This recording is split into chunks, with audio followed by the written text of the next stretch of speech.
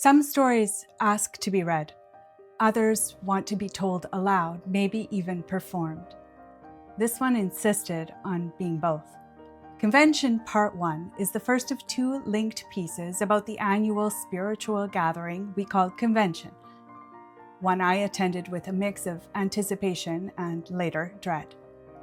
For those of us raised in the 2x2s, this was as close as we came to a holy pilgrimage, or a holy endurance test. I've recorded this essay for the first time as a video, and I'll continue experimenting with this format as the Cultivated series grows. If you'd rather read than watch, the full essay is on the Cultivated Substack.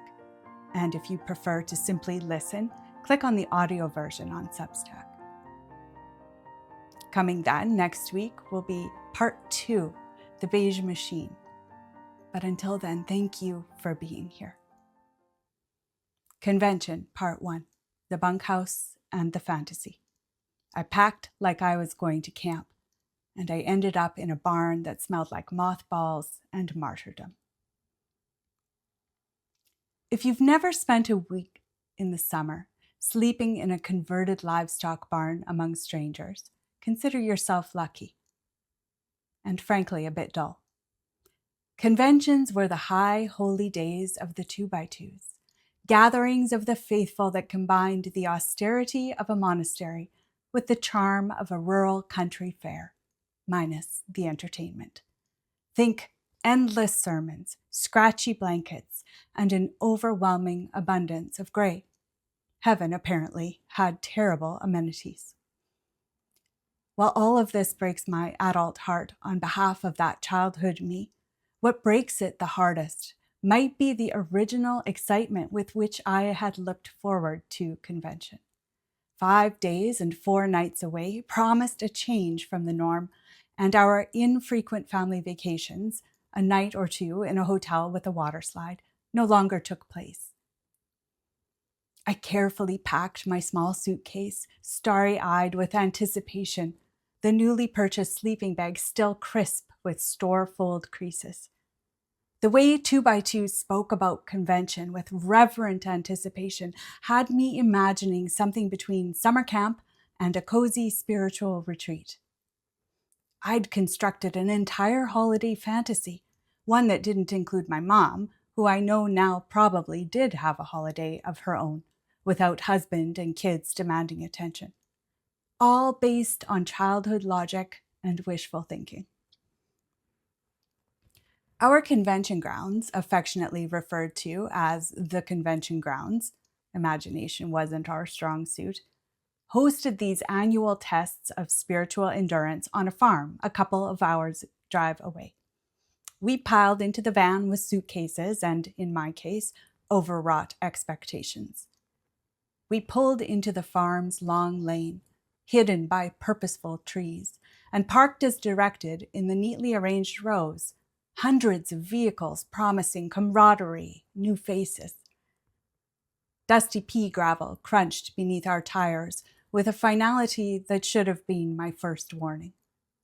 Someone guided us to the sleeping barn, and as Dad took my brother into the men's quarters, I realized I'd be on my own. I still buzzed with excitement, new faces, maybe friends. I climbed the staircase to enter the women's quarters and gazed at the cavernous space with room for hundreds.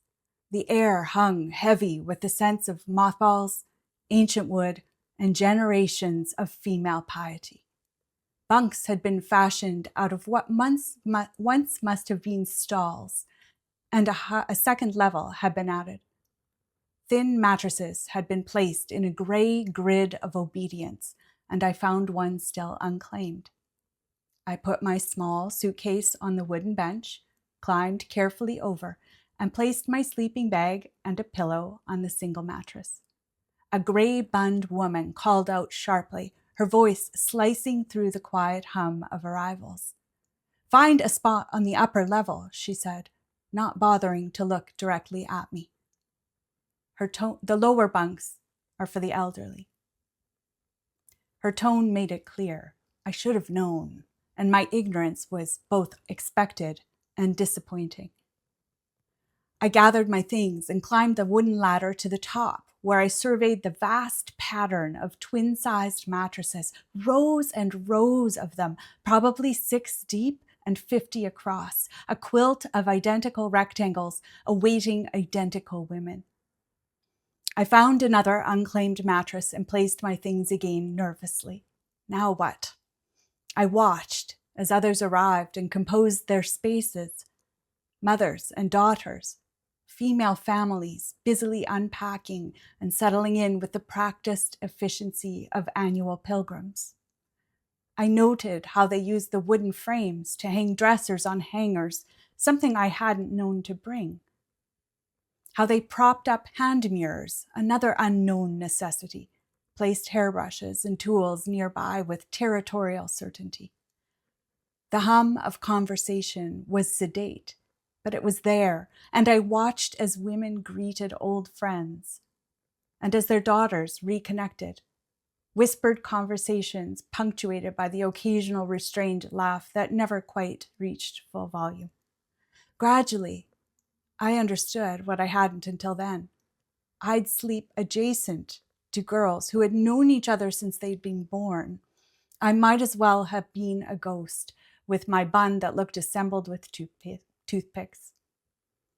My mother, the heathen sipping tea at home, hadn't known to prep me for the social deep freeze of the chosen. She'd known vacation Bible schools and church picnics, and it's impossible to picture what you can't yet even imagine. For 5 relentless days, our schedules were strictly regimented, up at dawn to the sound of someone's beeping alarm clock, which felt as inspiring as an emergency alert. I flowed up and down the ladder carefully so as not to snag my tights, and also, invisibly, a survival skill learned late. Meals in the dining shed were bracketed by 3-hours-long meetings in the meeting shed, a massive silver shimmering steel Quonset. The galvanized steel walls amplified both the sweltering summer heat and any bored fidgeting. Those first few conventions, I sat with my dad and brothers on sticky vinyl benches near to the platform, from which the workers, gathered from all corners of the earth, delivered not sermons, we didn't call them that, but messages, long and winding and always cautionary. An endless rendition of warning against the world and its follies, repeated like a liturgy. In between each solemnly delivered admonition came the hymns, a cappella, joyless, paced for funerals. They all seemed to share 1 or 2 sedate melodies, sung until the mostly tone-deaf voices gave out.